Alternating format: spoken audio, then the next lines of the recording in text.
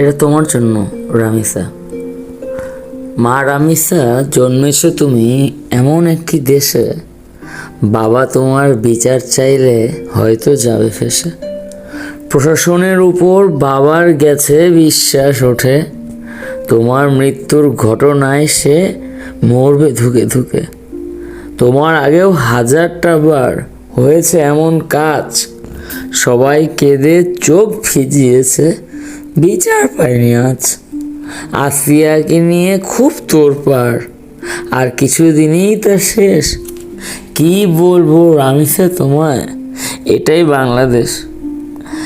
নেতা বাবুদের মেয়েদের সাথে এমন যদি হতো, বিচার এমন কঠোর হতো যে দৃষ্টান্ত হয়ে রইত।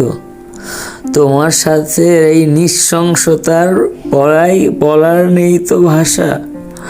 প্রশাসনের প্রতি তোমার বাবার আর নেই তো কোনো আশা। রাইসার এই ঘটনা রাইখেন না আইনের কোনো ফাঁক।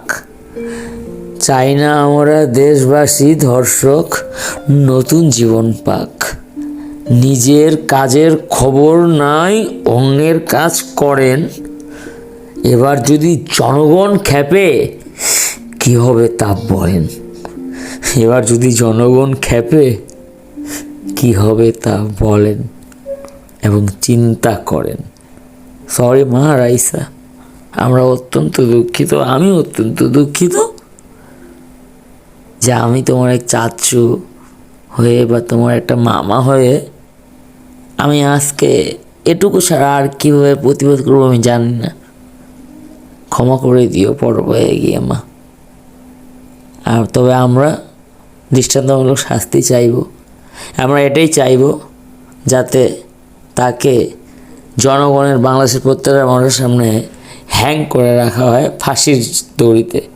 তা দেখে এই পিশাচরা যদি একটু শিক্ষা পায় আর যদি না করে এই কাজ, তাহলে ইনশাল্লাহ জনগণ আর উপরে একজন আছেন, জবাব ওখান থেকে আসবে।